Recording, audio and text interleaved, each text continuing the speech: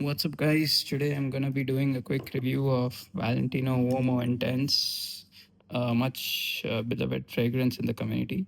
Now, it is worth mentioning that this is a review for the 2021 bottle.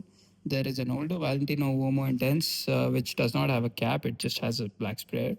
And going by what I have read on the reviews and such, this version seems to be the same. And some people actually prefer this version over that and say it's been reformulated for the better. As you can see, I've put quite a bit of dent in it. Coming to the fragrance itself, the presentation is quite nice. Completely blacked out bottle with the studs and Valentino, I think plastic or metal, I don't know, metal, I think, Valentino logo here. It has the patch code and everything here, and it has the studs on top here as well. Cap comes out as such, Valentino logo here, and this is the sprayer. It's black. I'm not gonna spray this on because I've already had a scent of the day today. So based on my uses, what is this like? A lot of people say it's a clone kind of inspired by fragrance of Dior Homme Intense. Now, is that the case? The primary reason I bought this fragrance is because I heard it was discontinued, which I believe it is, and because I love Dior Homme Intense so much, I don't want to miss out on anything that was supposed to be similar to it. So yeah, I just made the jump and bought it. Now, how does it compare? Now, yes, it is very similar to Dior Homme Intense, as you can see. I have a bit of dent here as well, but the primary differences between Dior Homme Intense and this is that this has a vanilla and leather accord in it. Now, this fragrance performs excellently. There's no question about that. It has a very, very loud projection, and for the first 2 hours or so, and then it becomes a moderate projector around a scent bubble. But the way the differences between these two are, this has a vanilla undertone right after you spray it under the iris. It makes it much more sweeter than Dior Homme Intense, and I think Dior Homme Intense is a tad bit more drier, is a way of putting it, I suppose. But this comes off as a juvenile Dior Homme Intense. The way I see it is, this is what the man was like in his teenage years, and he grew up to be this. Well, not teenage, perhaps 20s, and this is for someone who is in his 30s.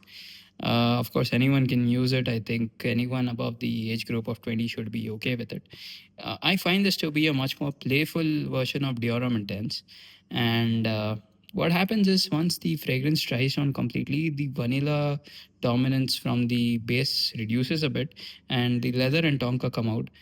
So gives this fragrance a very, very nice textured iris vibe to it.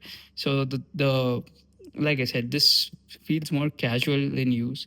Dior Homme Intense, by comparison, is much more formal. Not that you can't wear this anywhere else, but if you own both of them, this is the one you would want to reserve for the casual occasions and night outs and things like that. And for more of a regular use, yes, you can use Dior Homme Intense. The thing with uh, Valentino Uomo Intense is that due to the presence of notes like leather and vanilla, as I mentioned, it's a tad bit more sweeter, right? So, and this also has tonka bean in the base. So, yeah, these three heavy notes, they make it a bit more restrictive in terms of its use.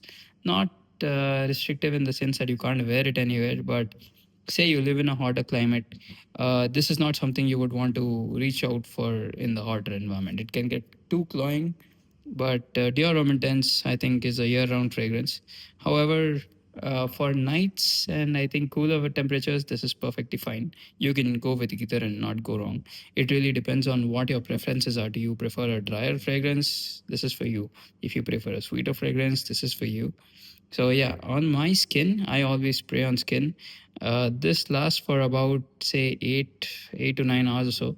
A Dior Homme Intense lasts a tad bit more on me, but that's a splitting hairs. These are both all day fragrances, and I think Dior Homme Intense would be more work safe.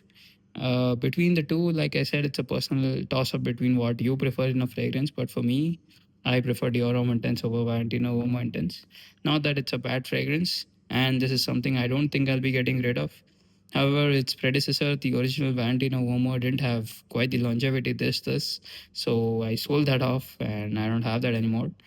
But yeah, that's about it. Hope I helped shed some light on Valentino Uomo Intense. And if you can find it, yeah, just grab it. I suppose since it's been discontinued, it can be a good fragrance to have in your collection. So yeah, that's about it. Hope you liked the video. Hope you found it informative and useful. So like and subscribe. Peace out.